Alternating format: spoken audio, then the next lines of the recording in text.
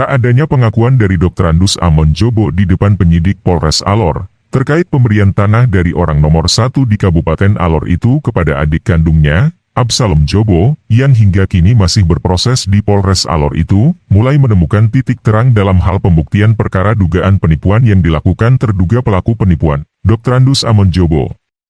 Bupati Alor itu kuat dugaan telah melakukan tindak pidana penipuan, yang korbannya tak lain adalah adik kandungnya sendiri. Meski perkara pidana itu telah dilaporkan sejak tanggal 12 Januari 2023 lalu di SPKT Polres Alor, namun prosesnya sempat mandek dikarenakan Bupati Alor 2 periode itu tak mau mengakui jika sebelumnya telah memberikan tanah kepada adik kandungnya itu. Itu betul-betul bahasa itu Bapak Amon yang omong atau Bapak yang ini apa karang atau Bapak yang orang lain yang omong baru Bapak dengar atau Bapak Amon yang omong sendiri? Bapak Amon yang omong sendiri sama saya, tapi perintah. Itu perintah.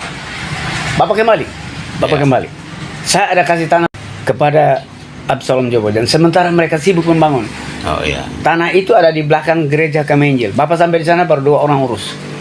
Jadi saya datang ini betul-betul suara dari Bapak Amon tegas perintah sama saya untuk cari Bapak. Oh iya iya.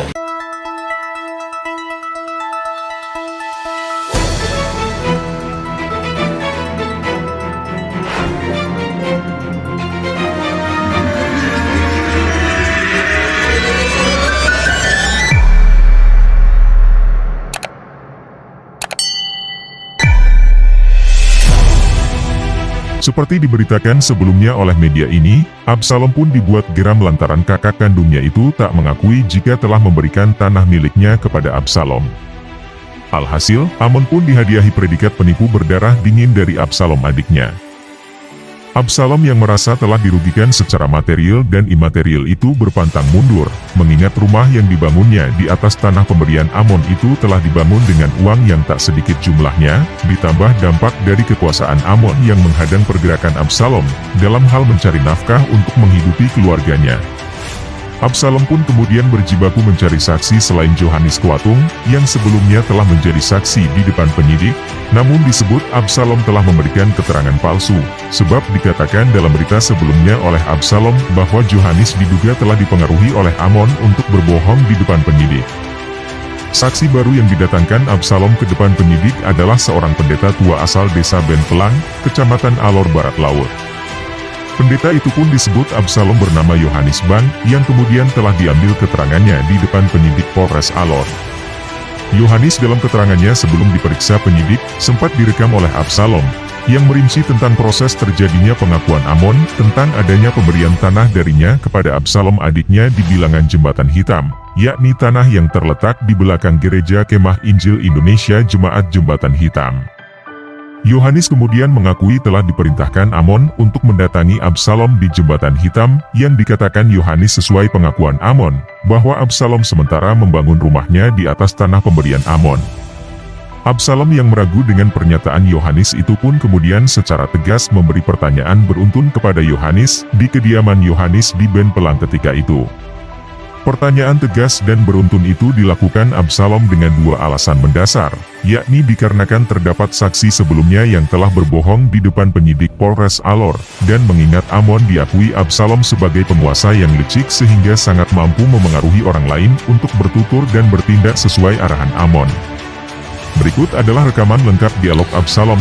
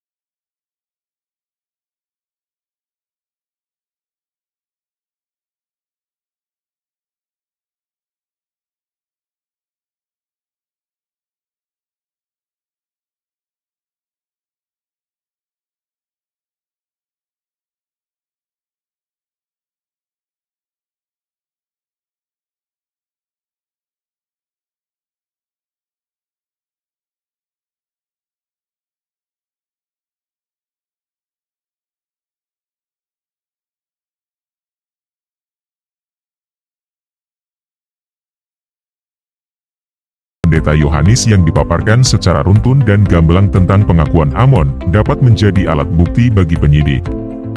Tak hanya Yohanes, Absalom juga mengaku telah menghadirkan seorang saksi lainnya, Salomo Jahidopong, yang menurut Absalom telah diperiksa juga oleh penyidik di Polres Alor beberapa waktu lalu. Wartawan RDTV seusai mendapat pengakuan dari Absalom, langsung menghubungi Salomo melalui sambungan telepon. Salomo yang akrab dipanggil Oka itu pun mengiyakan jika dirinya telah diundang dan diambil keterangannya, yang disebutnya hanya menyasar pada aktivitas Oka ketika diminta Absalom dan anaknya untuk mengangkut seng bekas dari rumah Amon Jobo di bilangan Kelurahan Welai Barat Kecamatan Teluk Mutiara, Kabupaten Alor. Oka dalam keterangannya mengatakan jika dirinya pada saat diminta bantuannya mengangkut seng bekas tersebut dari kediaman Amon di Welai Barat ke tempat Absalom di Jembatan Hitam. Menerangkan kepada penyidik jika saat Oka datang ke rumah Amon, dirinya tidak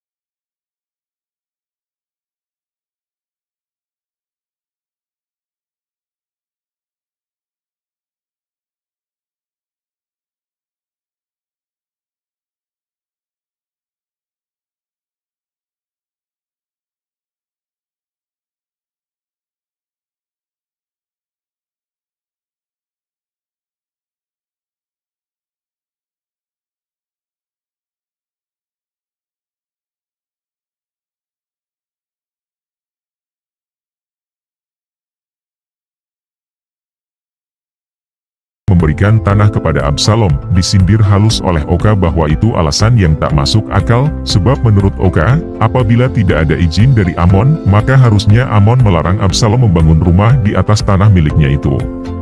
Kalau Bapak Amon rasa dia tidak kasih tanah di dia punya adik, nah kenapa kok ada sementara membangun itu tidak ada pencegahan?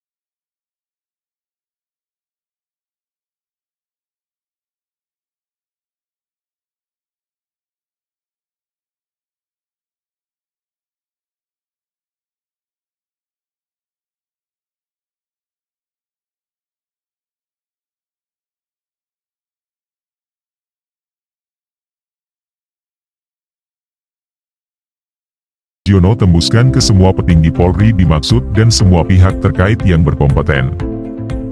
Mari ikuti terus perkembangan perkara Amon versus Absalom ini, hanya di RDTV.